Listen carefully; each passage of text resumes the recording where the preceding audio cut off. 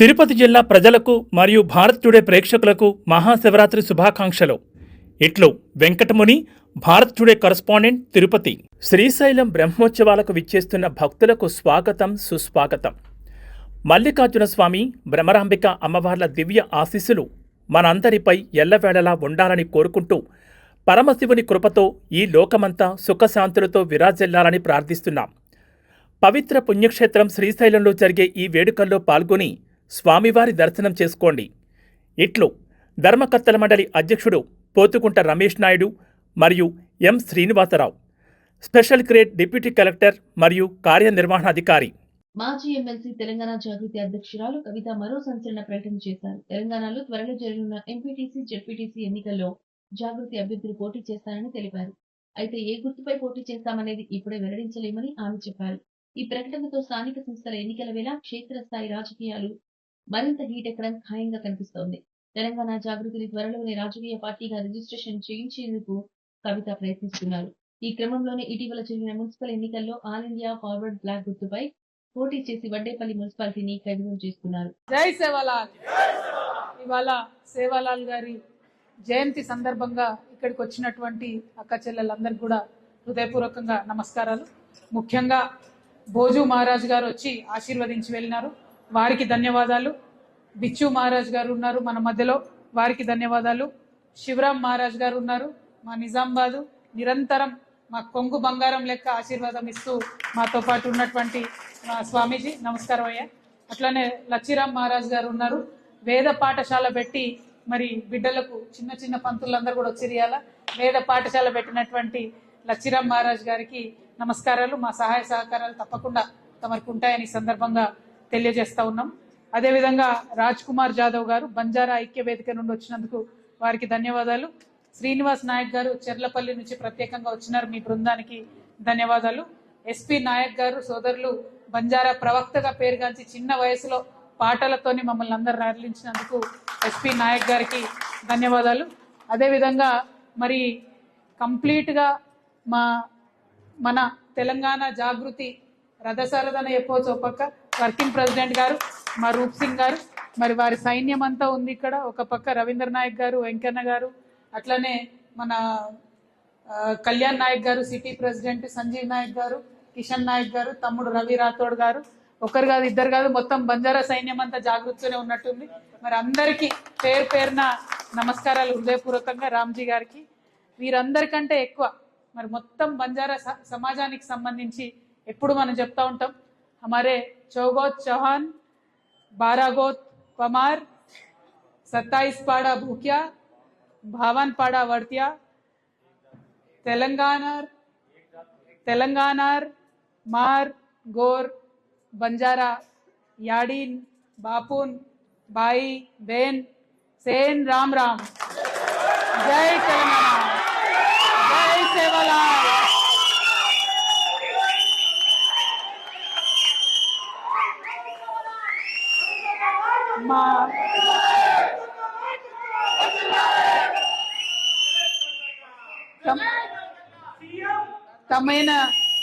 తమైన 287వ సేవాలాల్ మహారాజ్ గారి జయంతి సందర్భంగా శుభాకాంక్షలు తెలియజేస్తాం. అట్లానే ఇవాళ మహాశివరాత్రి సందర్భంగా కూడా అందరికీ మహాశివరాత్రి శుభాకాంక్షలు కూడా తెలియజేస్తా ఉన్నాం.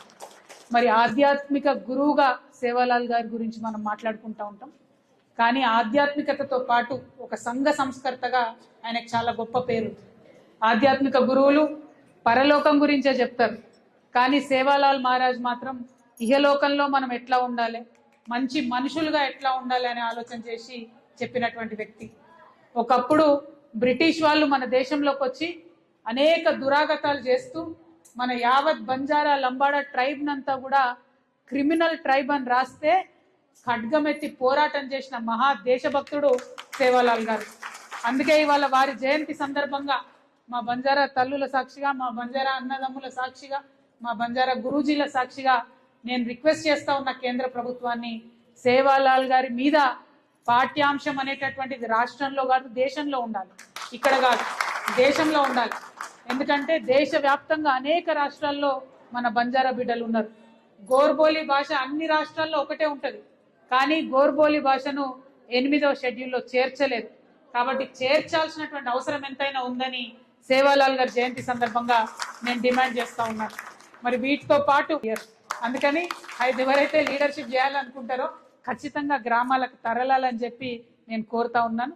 అదేవిధంగా మరి తండా నేను పోయి వచ్చి చూసిన తండాలు గ్రామ పంచాయతీలు అయినాయి, కానీ బస్సు వస్తలేదు, రేషన్ షాప్ వస్తలేదు, సపరేట్గా అంగన్వాడీ లేదు, ఒక ప్రైమరీ స్కూల్ లేదు. ఏఎన్ఎం ఉంటే ఆమె 10 తండాలకు కలిపి ఒక ఆమె ఉంటే ఎప్పుడు వస్తుందో ఎప్పుడు రాదో అనేటటువంటి పరిస్థితి ఉన్నది.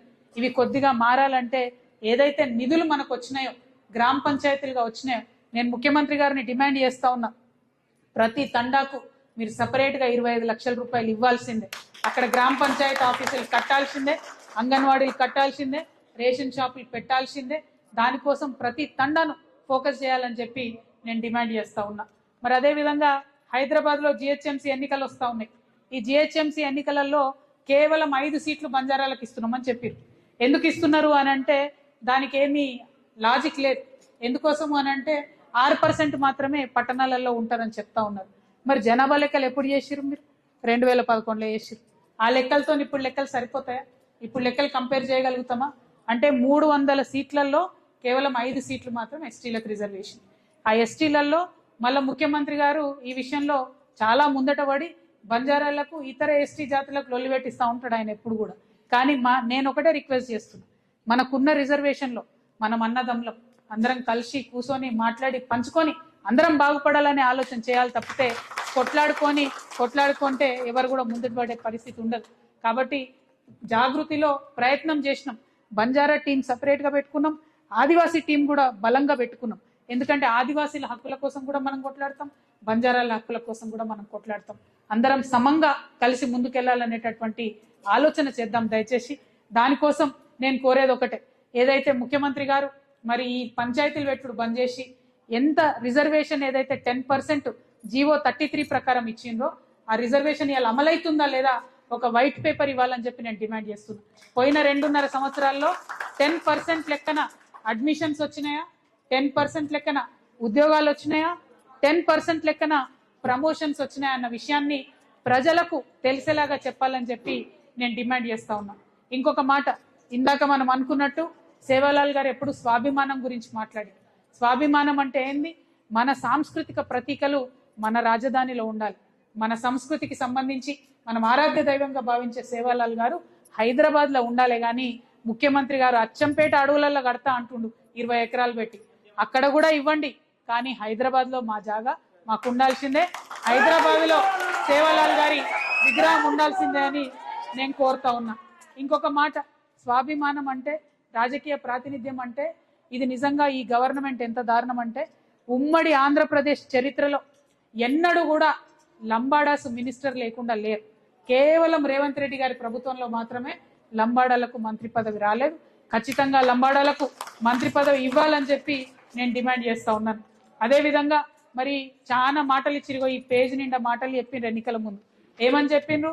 మనకు ఎప్పుడైతే కాంగ్రెస్ పార్టీ అధికారంలోకి వస్తే ప్రతి కుటుంబానికి 12 లక్షల రూపాయలు ఇస్తామని చెప్పింది. ఎక్కడన్నా వచ్చిందా? ఎవరికన్నా వచ్చిందా? ఆగాక బారాబార డిగ్రీ పాస్ అయితే 25,000, పీజీ చేస్తే 1,00,000 రూపాయలు, ఎంఫిల్ చేస్తే 5 లక్షల రూపాయలు వచ్చినాయా? ఎవరికన్నా పిల్లలు ఇంతమంది స్టూడెంట్స్ వచ్చినాయా? అరే కైకో హాత్ నీచే ఆయా క్యా? నయా ఆయనా? కిసికో ఆయా? నయా. నేనేమంటున్నా అంటే ఇన్ని హామీలు చేసి ఒక్క హామీ కూడా ఎస్టీలకు చేయనటువంటి ముఖ్యమంత్రి గారు ఇవాళ సేవాలాల్ మహారాజ్ గారు విఘ్నతనివ్వాలి, సేవాలాల్ మహారాజ్ గారు వారి మతిమరుపును పోగొట్టాలని చెప్పి నేను మనస్ఫూర్తిగా కోరుతా ఉన్నా. ఇక ఇంకొక మాట, నిన్న మొన్న ఎన్నికలలో ఏం చేసిండ్రు? కాంగ్రెస్ పార్టీ చాలా సీట్లు గెలుచుకున్నామని వాళ్ళు గొప్పలు చెప్తున్నారు. బీఆర్ఎస్ పార్టీ కొన్ని సీట్లు గెలిచింది. మేము జాగృతి వాళ్ళం ఒక సీటు గెలిచినాం, ఒక చైర్మన్. రాత్రికి రాత్రే ఆ చైర్మన్ను సీఎం గారు పిలిపించుకొని కలిసిరు. అంటే నేను ఏమడుగుతా ఉన్నా అంటే కనీసం ఈ రాష్ట్రంలో ప్రతిపక్షం ఉండొద్దా? అసలు ఒక సీటు 2 సీట్లు వస్తే కూడా మీకు బోల్డెన్ సీట్లు వచ్చినాయి, 70-80 వచ్చినాయి. ఇంకా ఆగడెందుకు ముఖ్యమంత్రి గారు మీకు? అంటే ఇదేం ప్రజాస్వామ్యం నాకు అర్థమైతలేదు. పిలిపించుకొని వాళ్ళని కలుసుడు. ఇక్కడ కాంగ్రెస్కు ఎన్నికైనటువంటి అభ్యర్థులు ఆలోచన చేసుకోవాలి. మిమ్మల్ని కలిసిందా మీ ముఖ్యమంత్రి గారు? మిమ్మల్ని కలుస్తలేడు, మొదలు పక్క పార్టీ వాళ్ళని కలుస్తున్నాడు. ఆ విషయం ఆలోచన చేసుకోండి. కాంగ్రెస్ కార్యకర్తలారా, మీరు ఆలోచన చేయండి. మీ పార్టీ సీఎం మిమ్మల్ని కలవకుండా పక్క పార్టీ వాళ్ళకి మాత్రం మర్యాద ఇచ్చి మొదటి రోజే కలిసి దండలేసి మీ అభివృద్ధికి నిధులు ఇస్తున్నామని చెప్తున్నారు. మరి మీ సంగతి ఏంది? మీరు ఓటర్లకు చెప్పిన మాటల సంగతి ఏంది? ఇట్లా చేసే బీఆర్ఎస్ వాళ్ళు అధికారం కోల్పోయారు. ఇట్లా చేసే ప్రతిపక్షాలు ఉండొద్దు, వేరే వాయిస్ ఉండొద్దు అని చెప్పి ఎక్కడ ఎవరున్నా బీఆర్ఎస్లో చేర్చుకొని ఆనాడు ప్రజలకు వెగటు పుట్టించారు. కాంగ్రెస్ కూడా అదే పనిలో పోతున్నది. ఇది కరెక్ట్ కాదు. గెలిచినటువంటి వాళ్ళు ఇండిపెండెన్స్ చిన్న చిన్న వాళ్ళని ఉండనియండి. ప్రతిపక్షం ఉండాలి రాష్ట్రంలో. అడిగేటోడు ఉంటేనే అడుగు ముందుకు పడుతుంది అనే విషయాన్ని ముఖ్యమంత్రి గారు గుర్తు చేసుకోవాలని చెప్పి నేను కోరుతూ, మరి ముఖ్యమంత్రి గారి ఆధ్వర్యంలో ట్రైబల్ అడ్వైజరీ కమిటీ అనేటటువంటి సంస్థ ఉంటుంది. ఒకసారి నాకు తెలిసి మొక్కుబడిగా మీటింగ్ పెట్టారు. కానీ అడ్వైజరీ కమిటీ ఇచ్చిన ఏ అంశంలో కూడా ట్రైబల్స్ పనికొచ్చే పనులు ముఖ్యమంత్రి గారు చేస్తలేరు. కాబట్టి దయచేసి ఏదైతే సేవాలాల్ గారు చూపించినటువంటి మార్గంలో మన ఆత్మగౌరవం కోసం, మన అభివృద్ధి కోసం, అన్నిటికన్నా ముఖ్యంగా మనం ఎటువంటి చెడు పనులు చేయకుండా సమాజానికి తొవ్వ చూపించాలనేటటువంటి సందేశం ఏదైతే సేవాలాల్ గారు ఇచ్చిండ్రో వారి యొక్క సందేశం బాగా సమాజంలో ముందుకు పోయే విధంగా ప్రభుత్వాలైనా మనమైనా కృషి చేయాలని చెప్పి కోరుకుంటూ, మరి సేవాలాల్ గారి జయంతిని జాగృతి ఆఫీస్లో చేయడం చాలా సంతోషం.